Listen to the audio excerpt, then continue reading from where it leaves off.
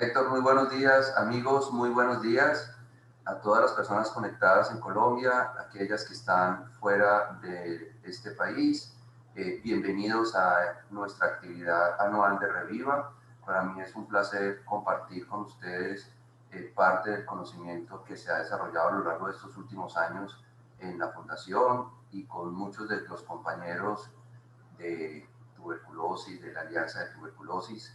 Entonces vamos a entrar en este tema bastante interesante, con el objetivo de hacerlo un poco dinámico y ver la participación de todos. Quisieran que entraran al app de Paul Everywhere y una vez ingresen al app, es muy fácil, se descarga muy rápido, van a colocar la clave José García Go 589. Así que anótenla por ahí y vamos a ir iniciando con nuestra actividad.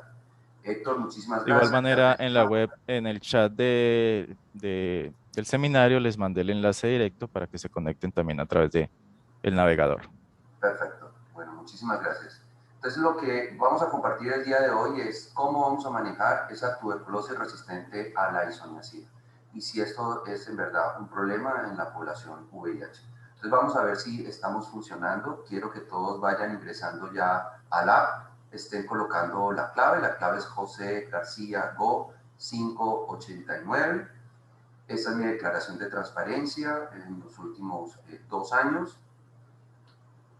Y quisiera entonces que todos empezaran a votar. Entonces aquí vamos a tener personas, ya vi que hay gente de la costa, del sur del país, del oriente, de la parte del eje cafetero, bienvenidos y qué bueno poderlos tener a ustedes en esta actividad. Entonces la idea es, bueno, ¿será que los que estamos acá atendemos pacientes con VIH pero no con tuberculosis? ¿Atendemos pacientes solo de tuberculosis pero no pacientes con VIH? Atiendo pacientes con tuberculosis y VIH, entonces vemos que tenemos una audiencia bastante importante, que no atienden pacientes con tuberculosis ni pacientes con VIH, y ahí, bueno, aquí vamos bien, y esto quiere decir que está funcionando nuestro sistema. Entonces vamos a empezar con este caso clínico interesante y quiero que ustedes me ayuden a llevar qué vamos a hacer con este paciente. Este es un hombre de 21 años, es un paciente que es seropositivo, estaba privado de la libertad y el paciente desarrolla una tuberculosis pulmonar, caso nuevo, con un aislamiento microbiológico a través de una baciloscopía de esputo, donde identifican en el BK es positivo. El cultivo posteriormente nos informan que es negativo. No se puede exponer una prueba genotípica, ni una prueba rápida, ni una prueba de susceptibilidad a fármacos durante su tratamiento. Y él empieza una pauta entonces de tratamiento antituberculosis. Si ustedes ven abajo, vamos a mirar, esta es la radiografía del paciente, es una radiografía que tiene bastantes tractos fibrosos, ven cómo el hemidiafragma derecho lo asciende, van a ver también unos infiltrados pulmonares, unas lesiones lúcidas en el parénquima pulmonar, y vemos que es un paciente que está bastante afectado en su parénquima pulmonar. Entonces la pregunta que les haría a este grupo selecto que hoy nos está acompañando, ¿cuál sería el tratamiento que ustedes utilizarían? ¿Sería que vamos a utilizar un tratamiento interdiario, un tratamiento diario, o vamos a extender el tratamiento de la tuberculosis? ¿Ustedes qué piensan? Y ahí los invito entonces a votar. ¿Será que vamos a estar con una fase de continuación de los 4 fármacos y una pauta interdiaria, luego una pauta diaria, luego una pauta extendida? ¿Cuál sería el tratamiento que ustedes harían? Como me toca acercarme, las letras me quedaron muy pequeñas. Aquí vamos viendo que un porcentaje muy importante de personas consideran que el tratamiento se extendería a 9 meses y en una segunda fase, diríamos, va en una fase interdiaria. Otro grupo pensaría que el tratamiento sería de 6 meses con un tratamiento diario, o al lado azul vamos viendo cómo se va decantando, se va moviendo hacia las pautas interdiarias, y esto, digámoslo, que nos preocuparía porque el 50% de las personas estarían pensando que el tratamiento interdiario en la población VIH deberíamos administrar. Y aquí debemos reforzar que sabemos que los pacientes con tuberculosis y VIH que inician una pauta interdiaria en su segunda fase van a tener mayor riesgo de recaídas tempranas. Entonces hay que tener mucho cuidado. Hoy las guías nos dicen que estos tratamientos deben ser diarios y aquí deberíamos plantear al menos los 6 meses y con el seguimiento que vamos a tener clínico de las baciloscopías, de esa radiografía del segundo mes, si persiste o no esas lesiones cavitadas, podríamos un poco, digámoslo, dirigirnos a que el tratamiento se pueda extender a esos 7 meses de isoniazida y rifampicina.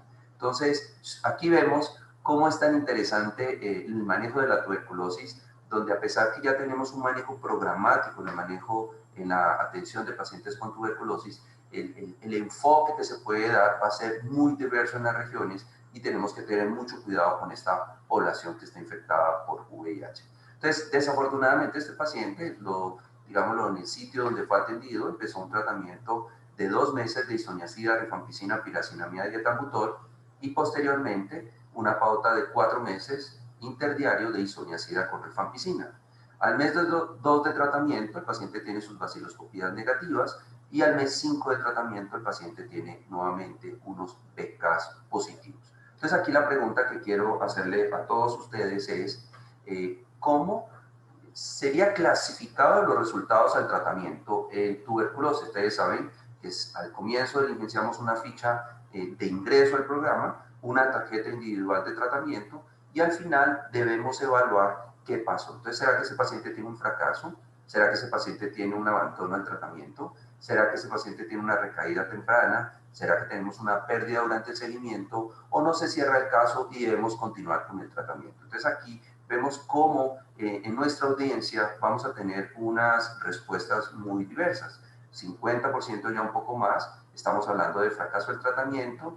Los que estaban pensando en que el caso no se cerraba van cambiando. Aquí hablamos pérdida durante el seguimiento. Entonces, miren cómo es interesante la aproximación nuevamente de nuestros pacientes con tuberculosis. Y esto es para un poco recalcarles que las definiciones operativas que teníamos anteriormente han cambiado. Entonces, curación sigue siendo lo mismo, es el paciente que termina su tratamiento, que logra tener baciloscopías negativas al finalizar el tratamiento. Tratamiento completo es aquel paciente que finaliza el tratamiento, pero no tenemos la disponibilidad de las baciloscopías. Fracaso es el paciente que al mes 5, estamos hablando del mes 4 finalizando, o sea, para el mes 5 vamos a tener unas baciloscopías que son positivas. También aquí hay un punto muy interesante, porque muchos investigadores y en grupos y en ensayos clínicos han sido un poco más estrictos en la categoría de fracaso y han planteado que esto se pudiera correr hasta el mes 3 para identificar rápidamente al paciente que está fracasando y ahora vamos a entender el porqué. Pérdida durante el seguimiento, ya no hablaríamos de abandono, sino pérdida durante el seguimiento. Fallecido es aquel paciente que durante el tratamiento de la tuberculosis muere o no por la tuberculosis, y transferidos son aquellos pacientes que anteriormente se iban a otro departamento o a otro municipio. Para el programa hablamos de no evaluados. Entonces, ¿cuál creen ustedes que sería la causa por la que este paciente evidentemente fracasó? Tenemos un paciente que al mes 5 tiene un fracaso. ¿Será que no es adherente? ¿Será que tiene una micobacteria no tuberculosa? ¿Será que el paciente es resistente a los fármacos de la tuberculosis? ¿El paciente tiene una extensa lesión cavitada y esto hace que sus BK sean positivos? ¿O no recibió un tratamiento supervisado? ¿O el paciente, por tener un VIH, recibe fármacos antirretrovirales que tienen interacciones importantes, tanto con la rifampicina o como la isoniazida? Entonces, aquí evidentemente no vamos a tener una respuesta. Aquí son todas las consideraciones que ustedes deben evaluar al momento que se presente. No es adherente, si tiene una micobacteria no tuberculosa, si es resistente, si tiene esa extensa lesión cavitada, si el tratamiento no es supervisado, y esto nos preocupa porque ahora en la pandemia lo que ha ocurrido con los programas es que están utilizando la estrategia supervisada en video, pero de una forma asincrónica. Y es llamativo porque en un ensayo clínico que estamos nosotros llevando, estamos evidenciando que los pacientes que están en un video asincrónico están teniendo dificultad en la adherencia. Entonces, aquí vamos a tener que replantear, esto es lo que se conoce como la investigación operativa, esas barreras que está teniendo el programa al momento de implementar. Entonces, no se nos debe olvidar que la posibilidad de seleccionar resistencias es uno al fracaso farmacológico. Entonces vamos a mirar ese fracaso farmacológico, ¿por qué se va a dar? Eso se da es porque los bacilos que están en crecimiento continuo son los únicos que nos pueden dar las baciloscopías y esos cultivos que son positivos. Y si está positivo, bajo efecto de un medicamento, es porque el bacilo ha sido capaz de amplificar mutantes resistentes. A diferencia de las bacterias, las micobacterias no adquieren el mecanismo de resistencia del ambiente. Ellas genéticamente modifican sus sitios catalíticos y lo que hace es amplificar estas mutaciones. Entonces, si un paciente no ha sido capaz de negativizar con un tratamiento que es tan bactericida y esterilizante como la isoniazida y la rifampicina en la primera y en la segunda fase, ya vamos a ver que esa piracinamida y el etambutol tienen un papel, es porque estamos pensando o debemos siempre descartar mutantes resistentes. Entonces, aquí sería muy interesante que ustedes, permítanme un momento a ver si todo va bien, porque Héctor no me ha escrito nada.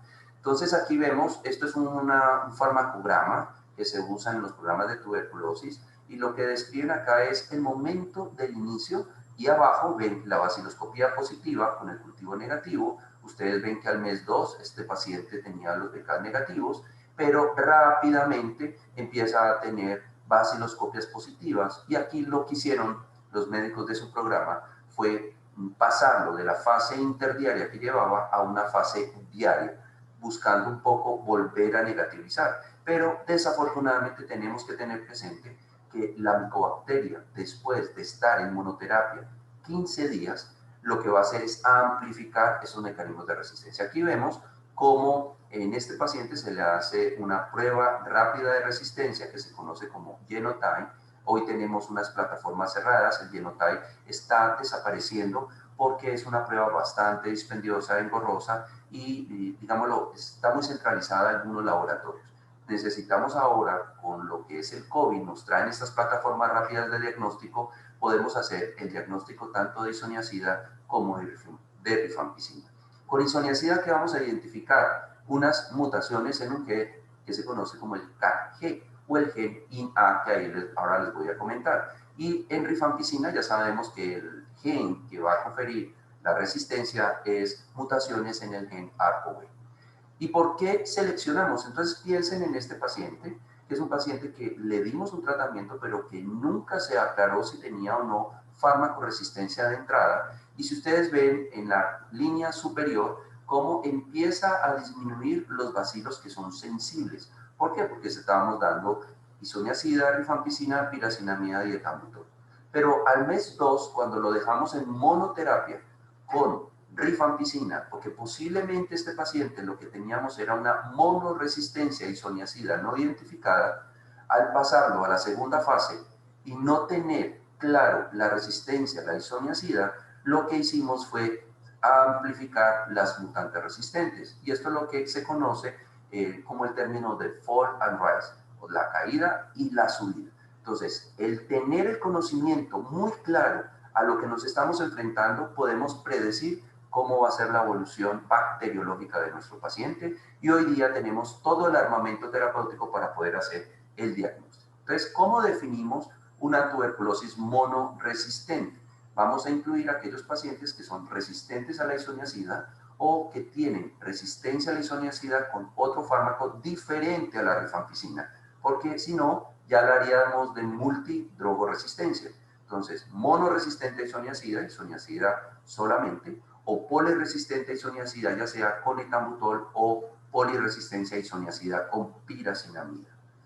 ¿Qué pasa en el mundo? ¿Cómo estamos frente a esta situación? Desafortunadamente, digámoslo que no todos los países tienen la capacidad de poder hacer esos sistemas de vigilancia. En Colombia, el único resultado que tenemos es un resultado muy antiguo del 2004-2005 que nos presentó Claudia Llerena en su momento, donde nos decía que la monoresistencia isoniazida en Colombia era de 2.3% para los casos nuevos de tuberculosis y de 1.9 para los previamente tratados. Esto es lo que teníamos de conocimiento para Colombia y es con lo que nos hemos trabajado, y por eso no hemos tenido en nuestro ensayo, en nuestra mente, que la monoresistencia isoniazida es un problema. Pero ¿qué ocurre en el mundo? En el mundo esto está aumentando. estamos hablando de prevalencias de hasta 8 casos nuevos, o sea, 8 de cada 100 pacientes que tienen una tuberculosis, caso nuevo, ya son resistentes a la isoniazida. O sea, 1 de cada 10, digamos.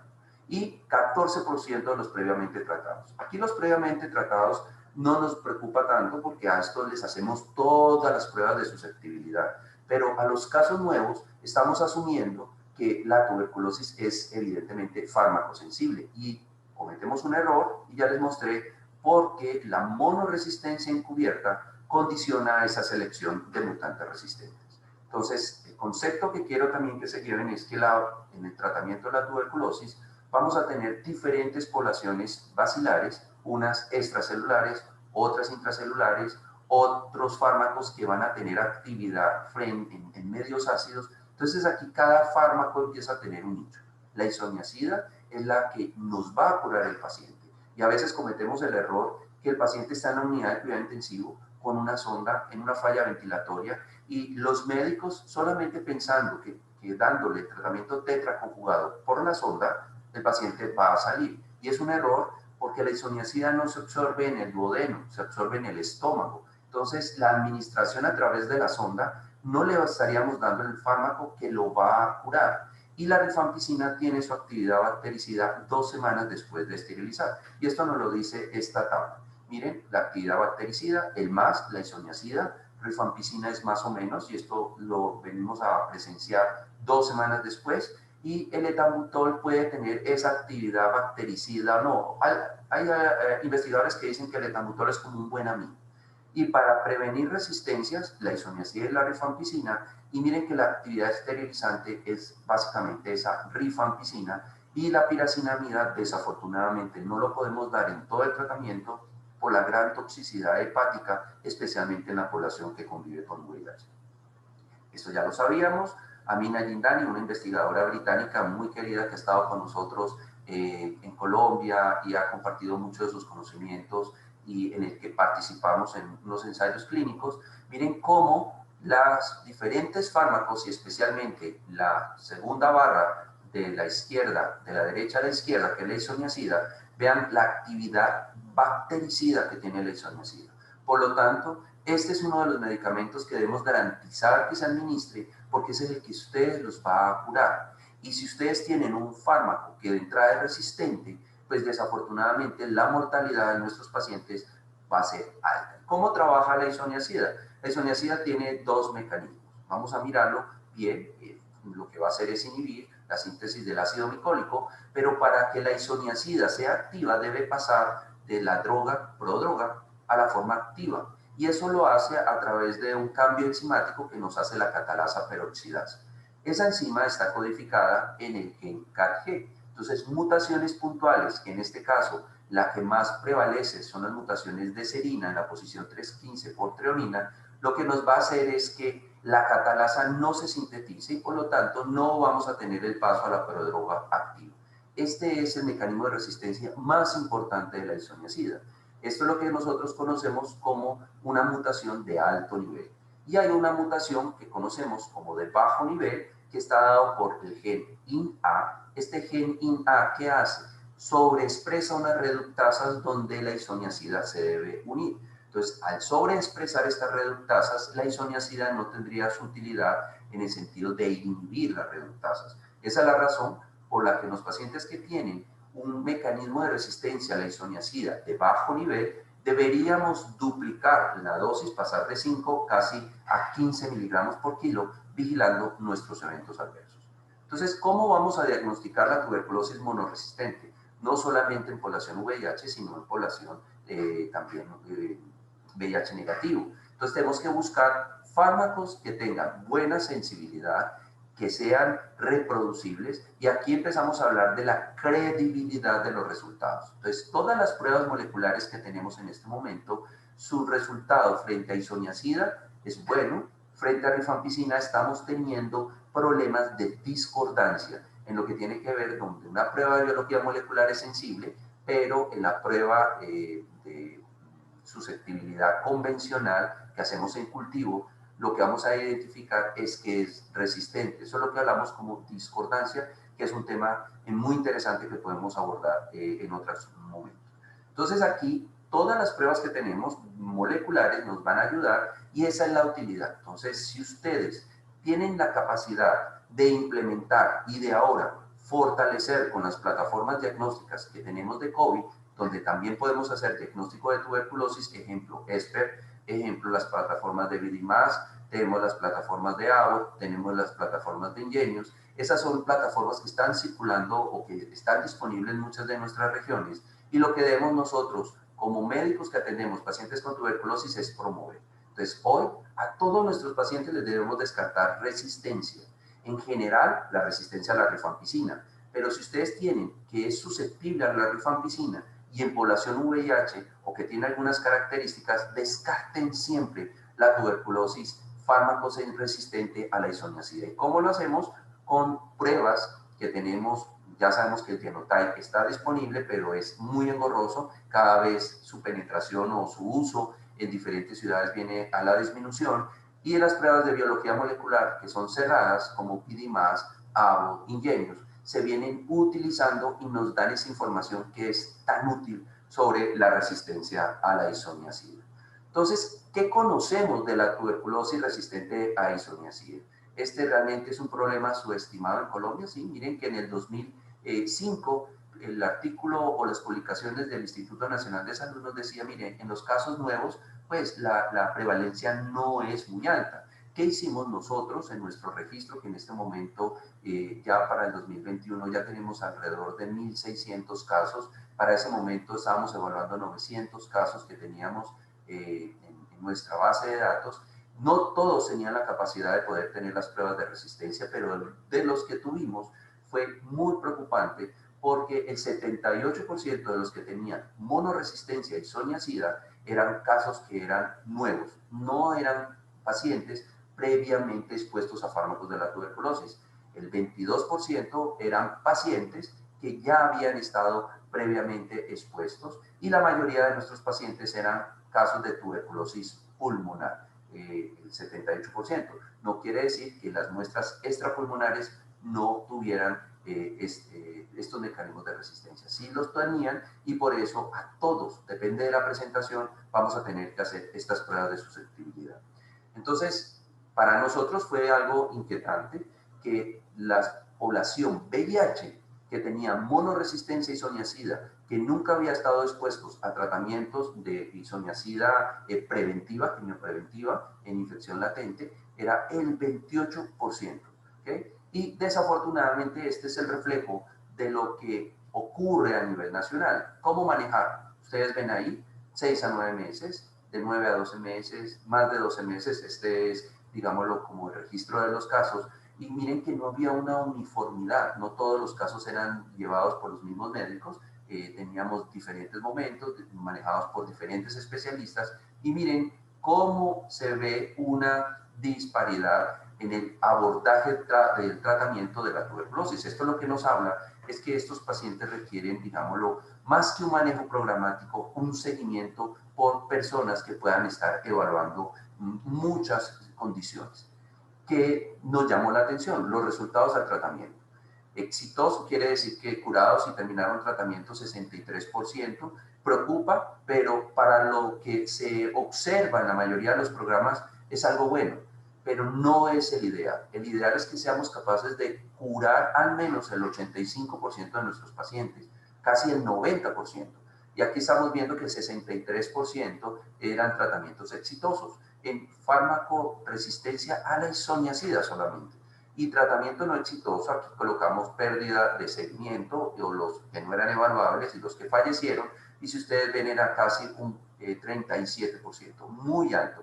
Desafortunadamente nos afecta muchísimo la pérdida en el seguimiento, lo que es los no evaluables, porque son pacientes que vienen a hacerse el diagnóstico en nuestra institución, pero no tienen la continuidad en su seguimiento a través de nuestra consulta y desconocemos los resultados con estos pacientes. Entonces, ¿qué vamos a hacer? ¿Cómo lo vamos a manejar? ¿Y cuál es la recomendación? En el 2003 tuvimos una primera recomendación o aproximación de la Sociedad Americana de Tórax que nos decía que esos pacientes debían recibir 12 meses de tratamiento con rifampicina, pirazinamida y etambutol y que la fluoroquinolona la adicionábamos solamente si teníamos un extenso compromiso pulmonar. En el 2011 hay unos cambios por la Organización Mundial de la Salud, se plantea mantener los 9 meses y adicionar la fluoroquinolona si teníamos resistencia a piracinamida o etambutol, pero debemos tener presente que los test que utilizamos no son creíbles para piracinamida y etambutol. O sea, estas pruebas nos pueden dar falsas interpretaciones. ¿Qué ocurrió? Entonces, en el mundo, cuando se empezó a implementar las guías del 2011, miren lo que ocurre en casos nuevos. 11% de los pacientes fracasaron y 10% recayeron. ¿Qué fue lo que preocupó? 8% amplificaron a una multidrogresistencia. O sea que esa recomendación que nos dio la Organización Mundial de la Salud deberíamos sacar. ¿Por qué? Porque entre más extendamos el tratamiento, vamos a tener mayor posibilidad de amplificar resistencias y además aquí fue muy dramático porque en estos pacientes se daban tratamientos interdiarios. Entonces, los resultados, comparándolo con la tuberculosis farmacosensible, fue mucho peor. ¿Cuáles son las recomendaciones actuales? Entonces, la Organización Mundial de la Salud nos dice, mire, el tratamiento debería ser al menos 6 meses. Rifampicina, piracinamida y etambutol mantenerse y adicionar de entrada una fluoroquinolona, que de las fluoroquinolonas la que más se ha estudiado para la Organización Mundial de la Salud ha sido levofloxacina. Moxi es algo más que hemos utilizado en Colombia, pero en el mundo se ha utilizado más levofloxacina. Promover las dosis fijas combinadas, se puede administrar la isoniazida dentro del esquema de la dosis fija combinada, no hay ningún problema. A veces me llega a mí el paciente porque le estamos dando la dosis fija combinada y me llega el programa y dice, doctor, es que es monoresistente a la isoniazida, ¿usted por qué le da? Pues porque quiero que se tome 4 pepas y no que se vaya a tomar 9 o 12 comprimidos, que esto va a afectar la adherencia. O sea, hasta ese raciocinio tenemos que llegar para entender cómo mejorar la adherencia. No deberíamos administrar fluoroquinolonas y la recomendación de entrada es que si yo voy a usar una fluoroquinolona, descarto que no vayamos a tener una resistencia a fármacos de segunda línea, que son muy útiles en la MDR.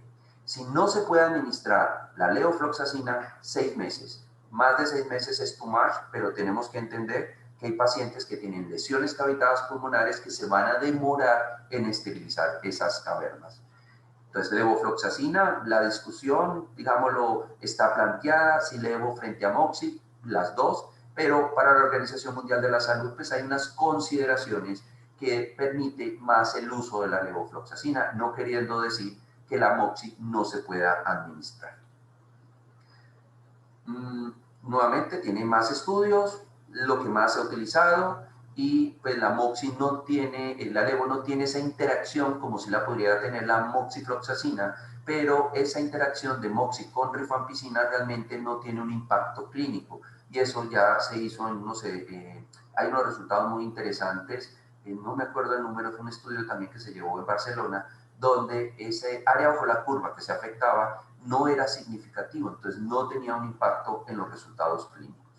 ¿Cuáles son las recomendaciones en Colombia? Entonces vamos a tener 3 escenarios. Una es, usted empezó el tratamiento, el primer mes sabe que tiene una resistencia a la isoniazida, le da la dosis fija combinada y le administra la levofloxacina por los 6 meses. ¿Ok? Pero recordar que lo ideal es descartar la resistencia a la levofloxacina o las fluoroquinolonas.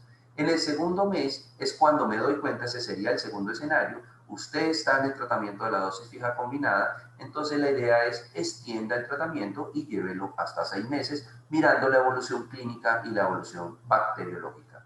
Y en la fase de continuación, ya cuando lo he pasado a esa isoniazida y rifampicina, que debe ser diario, ya saben que no puede ser interdiario, entonces aquí vamos a tener una situación. ¿Qué hacemos?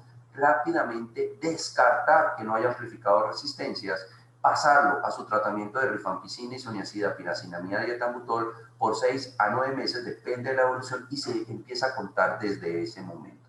Entonces tenemos esos 3 escenarios para el manejo de la multidrogresistencia, para el manejo de la monoresistencia, pero aquí tenemos un gravísimo dificultad, es una barrera en la implementación, una situación que no hemos podido resolver porque las pruebas de resistencia rápidas se nos están demorando más de 15 días y tenemos que ser diligentes, tenemos que ser oportunos y estamos teniendo barreras con los laboratorios para la implementación de estas pruebas diagnósticas.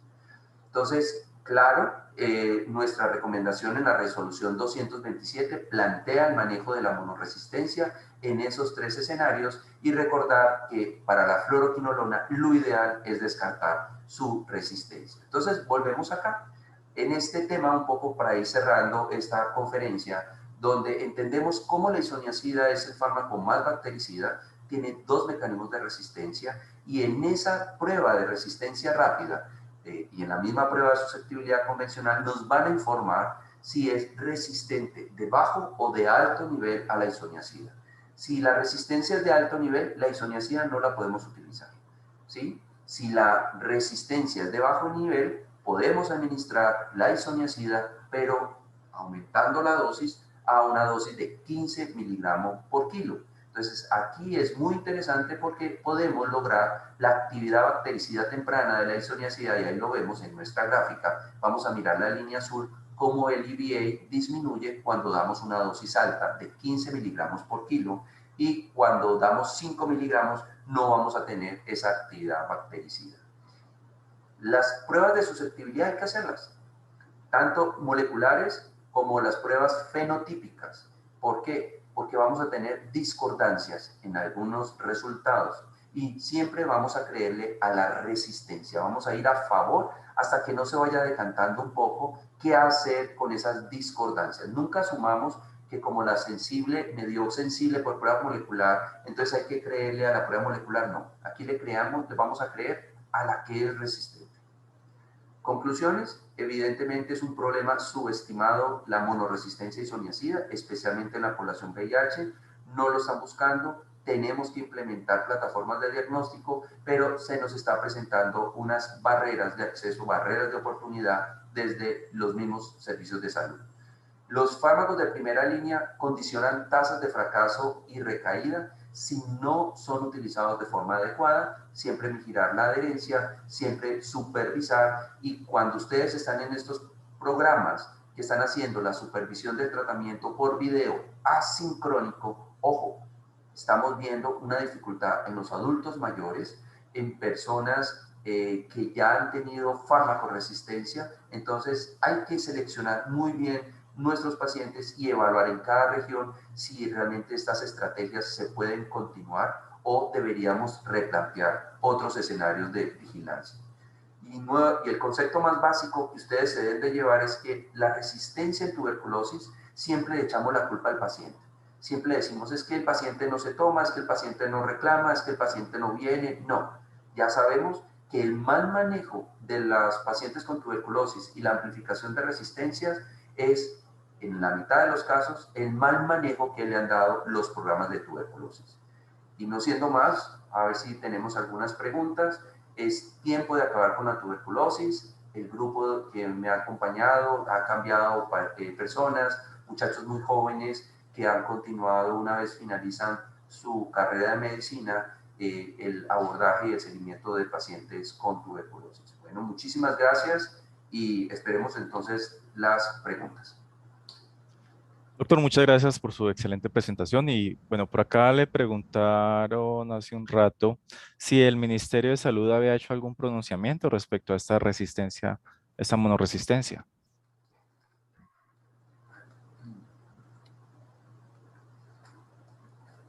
No tengo conocimiento en este momento. Si alguien tiene datos recientes, me gustaría que me los compartiera, porque sí sé que Claudia Llerena, una vez hablando con ella, ya estaba haciendo una vigilancia de la monoresistencia isoniazida.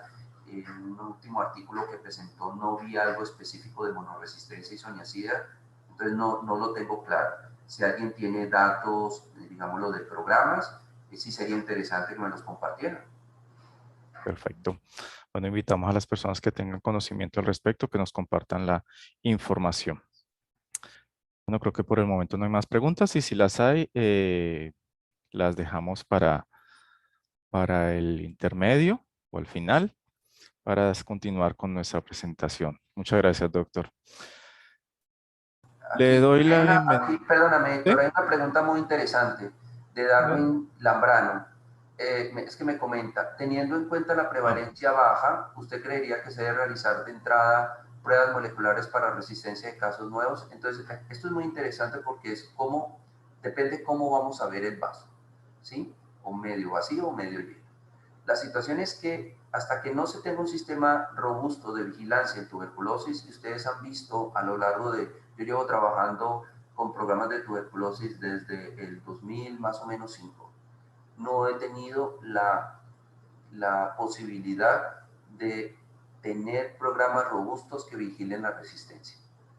Yo creo que esa información la vamos a tener con el COVID, pero si a nivel nacional, ya a nivel internacional nos están diciendo que la resistencia está aumentando y ya es casi mayor al 5%, sí deberíamos entonces buscar hacer pruebas de pesquisa para el diagnóstico de la tuberculosis monoresistente a isoniazida y el diagnóstico de la resistencia a rifampicina, ¿sí? Perfecto, doctor. Por acá hay una pregunta interesante de la doctora Mónica Montenegro. Ella pregunta si la resistencia se puede aumentar en la población por profilaxis para tuberculosis no completada por los pacientes. Ok, muy interesante. Donde se ha utilizado y se ha evaluado la resistencia, como en Sudáfrica, que tienen tasas de coinfección pues, muy altas. Estamos hablando que además la incidencia de tuberculosis puede ser mayor a 300 casos por cada 100.000 y donde vamos a tener coinfección por VIH más de ese 1% de la población. O sea, es una cosa muy elevada.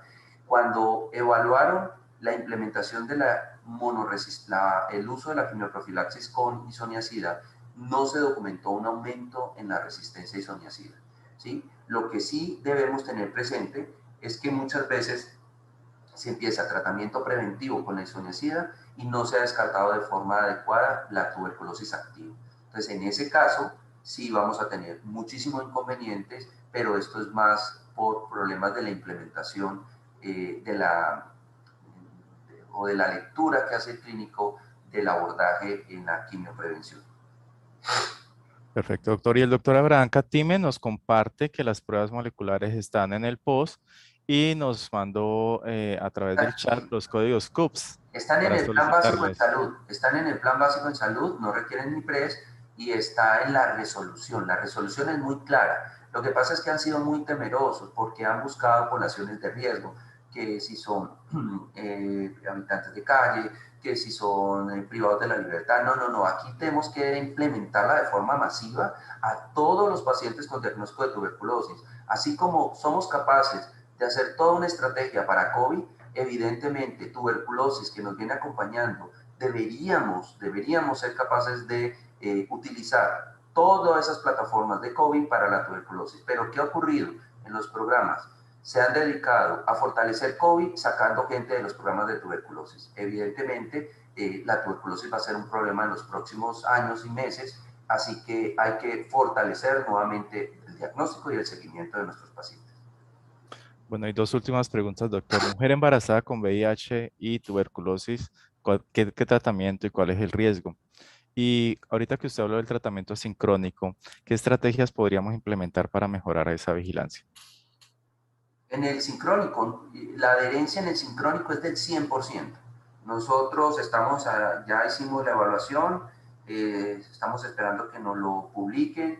Espero pues que la gente de la revista de la SIN de Infection vean lo interesante. Es porque los pacientes que estaban en una estrategia supervisada por video sincrónico tuvieron una adherencia muy alta. En aquellos que están en asincrónico, o sea, quiere decir que mandan el video y luego alguien lo revisa, como no hay una persona que esté resolviendo las dudas y las inquietudes, los pacientes están abandonando. Entonces, aquí es muy complejo esa estrategia que se ha promovido en muchas instituciones donde realmente no están haciendo supervisión por video. Y frente a lo que tiene que ver con el tratamiento de la tuberculosis y VIH en embarazo, pues los medicamentos de la tuberculosis no tienen esa toxicidad como se hablaba. Esto ha sido un dilema y tengo una presentación también muy interesante porque hasta los ginecólogos planteaban desembarazar, no hay que desembarazar, se le da el tratamiento habitual de la tuberculosis, el paciente es capaz de curarse, lo único que hay que vigilar es por la toxicidad de la piracinamida. Estos pacientes empiezan a tener mayor elevación de las pruebas hepáticas y buscar fármacos antirretrovirales que no tengan estas interacciones con, ¿cómo se llama?, con la rifampicina especialmente, ¿vale? Y en el manejo de la fluoroquinolona en los niños, pues aquí hay que llegar a un gana-gana. Yo creo que es muy importante y tenemos una experiencia en mujeres con multidrogresistencia que le hemos dado fluoroquinolonas y realmente a esos niños no les ha pasado nada. Entonces hay que garantizar que la mamá se cure para que sea capaz de atender ese niño que van a hacer, ¿vale? Bueno, muchísimas gracias. Frente a la quimioprevención, tenemos otro espacio que vamos a darlo posteriormente. Los invito para que se conecten. Y nada, muchísimas gracias a todos.